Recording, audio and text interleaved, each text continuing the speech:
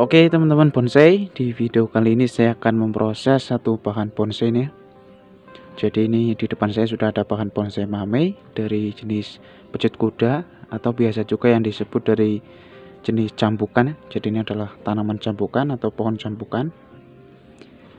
Nah, jadi sebelum saya lanjut ya, saya akan kenalkan dulu untuk jenisnya. Jadi mungkin buat teman-teman yang belum tahu atau sahabat-sahabat bonsai yang belum tahu dari ciri-ciri bahan bonsai pohon cambukan ini ya.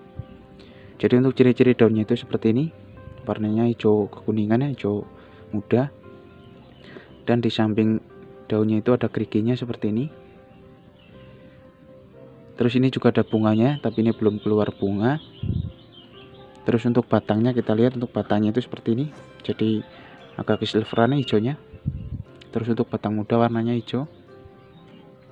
Jadi ini yang biasa disebut dari pohon cambukan ya. Jadi selain kita bisa menikmati untuk dibuat bonsai, kita juga bisa menikmati ya untuk bunganya, karena bunganya itu warnanya juga cantik ya, warnanya itu ungu. Dan katanya kalau dari jenis pohon ini itu bisa dijadikan obat juga, obat sariawan atau panas dalam katanya. Jadi ini saya pakai untuk mamei ya. Jadi ini masih proses.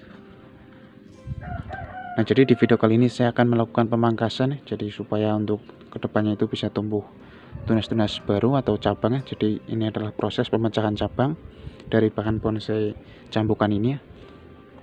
Jadi untuk bahan ini itu dulu itu sangat viral. Jadi saya dapatnya juga lagi waktu viral, dan untuk sekarang sudah seperti ini ya. Terus ini saya tanam menjadi miring seperti ini atau menjuntai ke bawah. Jadi ini ada 2 akar. Nah, terus ini ya untuk potnya ini saya bikin sendiri ya teman. Jadi ini dari tempurung kelapa atau batok kelapa. Jadi dulu daripada saya buang untuk batok kelapanya, terus saya manfaatkan untuk dibuat pot ya, jadinya seperti ini. Nah, terus untuk medianya, ini untuk medianya itu saya memakai pasir dulu. Jadi dulu saya memakai pasir dan campur sekam ya. Dan untuk pupuknya itu biasanya saya memakai pupuk kompos atau pupuk kandang ya, yang saya fermentasi atau saya cairkan. Jadi untuk menjaga kesuburan ya dari bahan bonsai pecut kuda ini.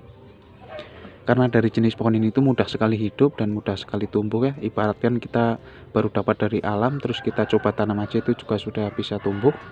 Jadi sangat mudah ya untuk bahan ini.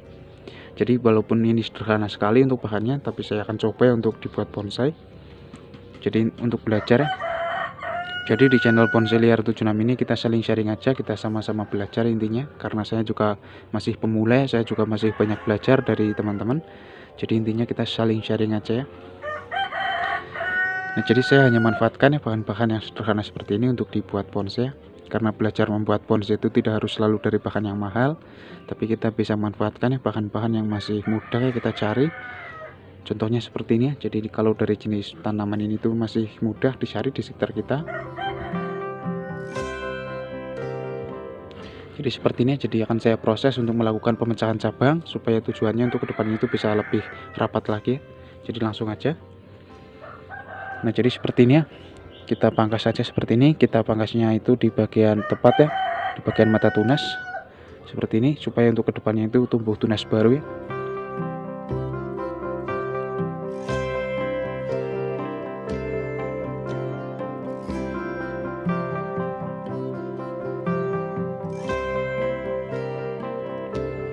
Jadi kalau kita melakukan pemotongan seperti ini atau pemangkasan itu harus tepat ya di bagian mata tunas, supaya untuk kedepannya itu nanti tumbuh tunas baru ya.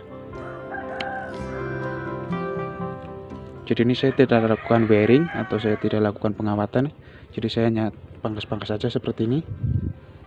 Jadi supaya untuk kedepannya itu bisa memecah ya untuk cabangnya, jadi agar lebih rapat dan lebih rimbun ya.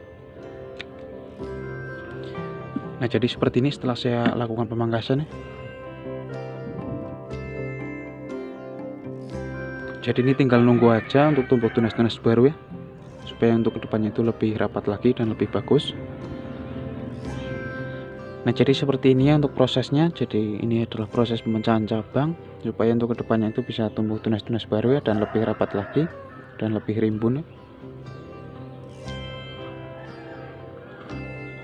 Jadi ini tinggal nunggu untuk tumbuh tunas, terus nanti kita suburkan lagi dan kita besarkan ya, supaya lebih rimbun lagi, supaya untuk kedepannya itu lebih bagus ya.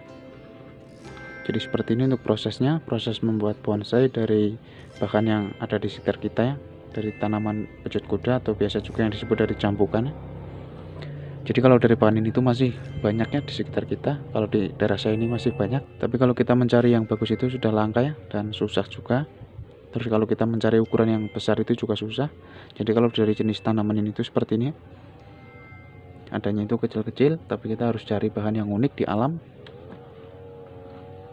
Oke, jadi seperti ini untuk sharing saya atau proses saya membuat bonsai. Dan buat teman-teman yang udah nyimak, saya ucapkan terima kasih.